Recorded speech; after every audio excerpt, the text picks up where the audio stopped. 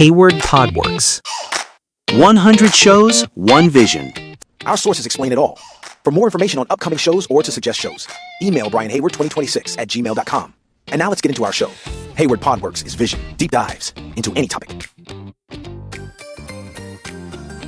Welcome to the Deep Dive. You've handed us a really compelling set of sources today, all focused on online customer engagement. Yeah, that's right. And we're going right to the heart of it. How businesses can move from, just chasing traffic to genuinely building what the material calls customer magnetism. That is the perfect way to frame it. The mission here really isn't just about implementing the latest app or running one more ad campaign. Right. It's about synthesizing the core philosophy, the why, that transforms those transient clicks into real loyalty and sustainable growth. Exactly. And we have a lot to work with. We have foundational advice on value creation, some practical blueprints for content and testing, and crucially, a look at the key performance indicators. The metrics. The metrics you absolutely need to know if you're actually succeeding in building that magnetism. And, for so many businesses, especially the smaller ones, they invest heavily in social media visibility, but they just skip the critical steps that build long-term trust. And that's where they lose out. That's where they lose the retention battle. So let's start at the absolute non-negotiable foundation: establishing online trust. Okay, let's unpack this core trust element. The source material is, it's very blunt. It says if you're a small business, you must have a dedicated website. You can't just rely on a Facebook or an Instagram page. Why is that still such a fundamental requirement, today? It's because a dedicated domain, it acts as an established trust signal. Think about it. If a customer is looking to spend serious money or start a real relationship with a brand, Sure. relying only on a third-party platform sends a subtle message that you might be temporary or maybe not fully professional. A website shows the customer you're established. That you've invested. That you've invested in your own future and that you own your brand experience end to end. That makes a lot of sense. So once you have that presence, the focus immediately shifts to the seamless experience. I mean, we live in a mobile-first world. And customers just expect the online journey to match the efficiency and quality they might get in a best-in-class physical store. That seamless service is completely non-negotiable now. It means providing comprehensive product details, making the purchasing pathways really intuitive, and offering quick contact options like live chat. Right. Convenience is the currency of engagement. If it takes a customer any real mental effort to find information, they're gone. Speaking of making things easy, personalization is key. But the sources warn against what they call flashy gimmicks. So how do you define meaningful personalization? Well, meaningful personalization is driven by data. Specifically, big data analytics that tell you what a customer is actually looking for. Okay. It's about tailoring the site to their known needs, maybe based on their past purchasing history or the journey they took to get to your page. It's not about, using their name in a generic pop-up. Right. It's more subtle. It's about anticipating their intent and removing friction. That distinction, anticipating intent, it brings us to this core philosophical shift mentioned in the material, that successful companies focus on value creation. Yes. Rather than simple revenue extraction. Can you expand on what that value creation looks like in practice? In practice, it means delivering an end-to-end superior experience that just goes beyond the transaction. It's exceptional content, continuous support, and a commitment to helping the customer succeed after the purchase. Okay. If your primary goal is just to maximize the immediate dollar amount, you're missing the long game. Engagement, Mm-hmm. It encourages interaction and sharing. And that collective shared experience is what creates your brand's value over time. That sounds great in theory, but where do you draw the line? Where's the line between value creation and just giving too much away? It all ties back to what's necessary for success. Mm. You have to obsess over your customers. And that's not some, emotional plea. It's a cold, hard business strategy. Absolutely. Because the cost of acquiring a new customer is significantly higher than the cost of keeping an existing one happy and engaged. Happy returning customers are, as the source says, the lifeblood of the business. Right. Obsession ensures retention, loyalty, and advocacy, which keeps those acquisition costs low and the business viable. So if the philosophy is value creation and customer obsession, how do we measure the impact of those, softer concepts on the hard numbers? Right. The KPIs. Every company needs KPIs and engagement goals. Right. We all know ROI, return on investment, but the source talks about a specific personally defined ROI, return. Yeah. What does that non-monetary ROI look like? So ROI is the money, but ROI is what management defines as success in the engagement process itself. For a small business, a personally defined ROI might be something like a reduction in inbound support tickets because your documentation is better. Or maybe an increase in participation in a private customer community. It's a measurable goal that feeds the commercial engine without being the sale itself. And crucially, those engagement goals have to tie back to commercial venues eventually. You can develop a matrix, right, to link marketing activities to those broader goals. Absolutely. Think about two valuable actions. A product referral to a friend and a customer making their third or fourth purchase. Both good things. Both are incredibly valuable. The repeat purchase clearly shows lifetime value. But the referral, which might feel like a soft engagement metric, is directly linked to traffic and new sales. I see. It proves that engagement activities are building the lifetime value of your entire customer base. That seems critical for getting buy-in across different departments. Marketers, customer service teams, they can use these KPIs to demonstrate their value, even if they aren't closing the sales directly. Exactly right. KPIs make the journey manageable for the people on the front lines. They help track where engagement is actually being built. So is it on Facebook? Is it on Facebook? Is it a customer-only forum? Is it via a post-purchase survey form? Google Analytics is a foundational tool here. It lets you track things like new versus return visitors, which directly informs your roles. The data tells you where to put your effort for maximum impact. So with the philosophy and metrics established, let's get into the mechanics. How do we actually simplify the online experience to improve engagement?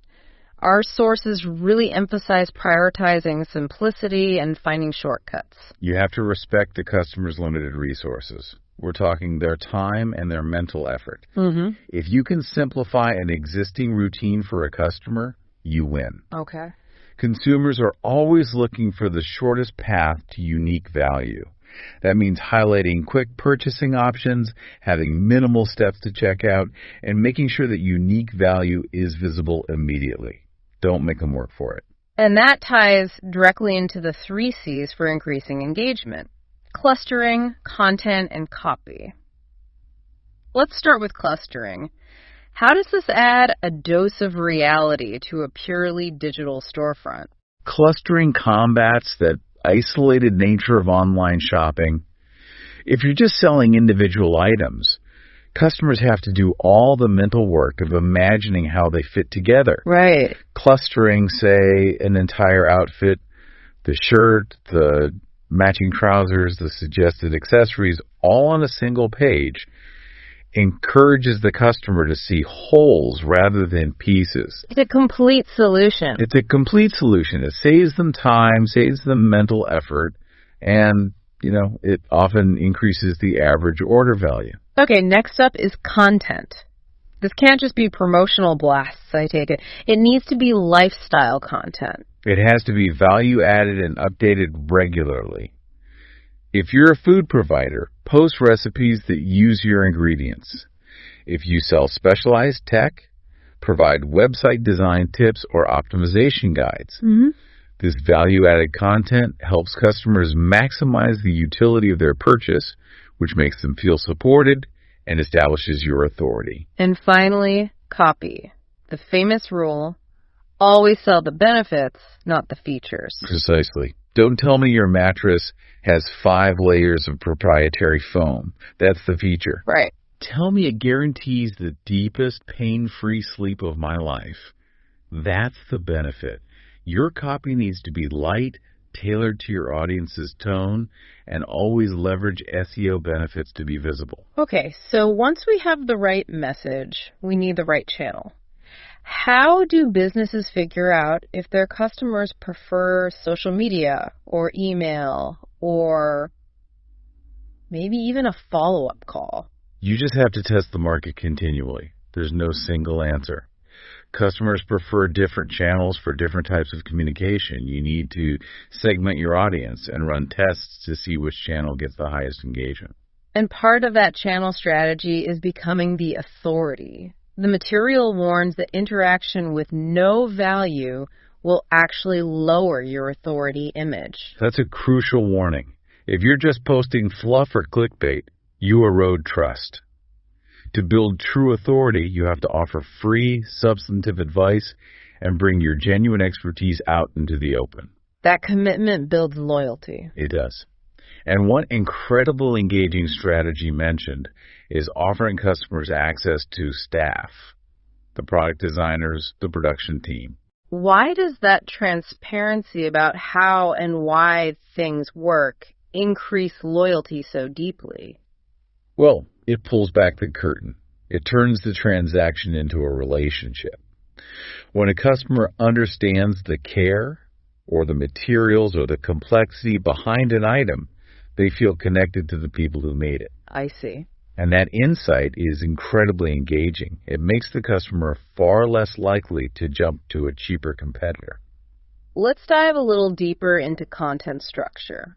The most effective strategy here seems to be the content hub.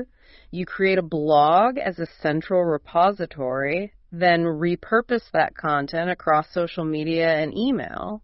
That content hub strategy is vital because it shifts your whole approach from outbound to inbound. What do you mean by that? Instead of running out into the street yelling promotions, that's outbound, you're building a valuable garden where customers naturally gather because they trust what you're providing. So you're attracting them. You're attracting them. It's that magnetic effect. Yeah. This means the customer's already receptive because they came looking for the value you provide. And this is where content gets visual, the power of video.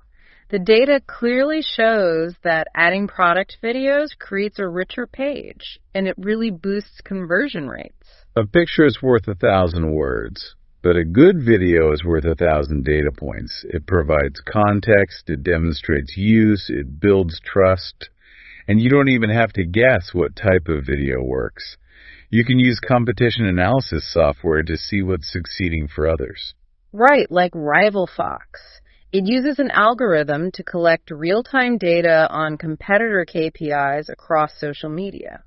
Or for the bigger players, there's Unruly, which is used by companies like Adidas and HSBC. Exactly. These tools let you study success patterns, not just copy them blindly. You learn what kind of content resonates, which leads us directly to the role of personality and emotion. That's where it gets really interesting. Your content needs personality, maybe humor, provided it aligns with your brand's tone. Yeah. A BuzzSumo analysis of thousands of shareable articles found the top 3 emotions were laughter, awe, and amusement. That tells us everything. Positive, entertaining content is highly shareable, and it drives growth. People share what makes them look good or what makes their friends feel good. Right. And you might worry about being controversial, but the experts suggest the benefits of sharing this kind of positive content generally exceed the risks, at least in terms of follower growth and engagement. And we have a perfect illustration of this with the Tesco case study. They needed to launch online grocery delivery in new international markets, like Poland, where they weren't a household name yet. So instead of pouring millions into primetime TV ads, they created these low-cost, lighthearted, genuinely funny videos specifically for YouTube. Not high production stuff. Not at all. But they tapped into humor and relatability. Whoa. And that minimal investment campaign went viral. It peaked at over 1.5 million views, proving that raw, authentic personality can often trump a massive ad budget. That success really shows that you cannot just sell and then forget the customer. Which brings us to what the source calls the Holy Grail, the integrated communications lifecycle. Communication has to be continuous. It has to start before the sale and carry through long after. And this is where marketing automation platforms become essential. We're talking about tools like Marketo. Their core function is efficiency. How so? They integrate communications across email, SMS, maybe direct mail, and they layer purchasing intentions. How does that layering work? Well, automation saves time by constantly gathering data on click behavior and web form submissions. So if a customer is showing strong purchasing intent, say they visited a product page 3 times this week, the automation can turn up the intensity of promotions. And if they're not? Conversely, if they stop clicking, it can turn down the intensity. Maybe it switches to a purely value-added content email just to make sure you don't annoy or interrupt them. That's smart. But engagement needs to be a two-way street. We need to look at fixing the gap between customer needs and delivery through feedback, separating reactive from proactive approaches. The reactive approach is what most successful companies do pretty well. They use customer reactions on the channels where customers already are. Zappos famously uses Facebook and Twitter for customer service. Right. And tools like User Voice gather feedback specifically for product development. They wait for the customer to speak. And the proactive approach. That's the gold standard. It involves actively seeking out customer experience data across the entire market, happy or unhappy. Dell is a great example. The command center. Exactly. They established a command center to listen to social media conversations, forums, reviews, globally, allowing them to proactively identify emerging problems and resolve them before they become crises. They aren't waiting for a complaint. They are scanning for sentiment. Before we wrap up, let's turn that insight into some actionable testing. The material offers 5 critical tips to make sure your engagement campaigns are actually working. Let's do a quick checklist. Where should a business start? First, you start by testing the audience. Are the people who follow you on Twitter, on LinkedIn, on Facebook, are they actually the people you plan to do business with?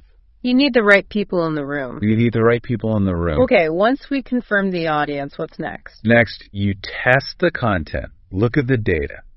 What content gets the most comments, the most likes, the most shares? And then you strategically post similar content.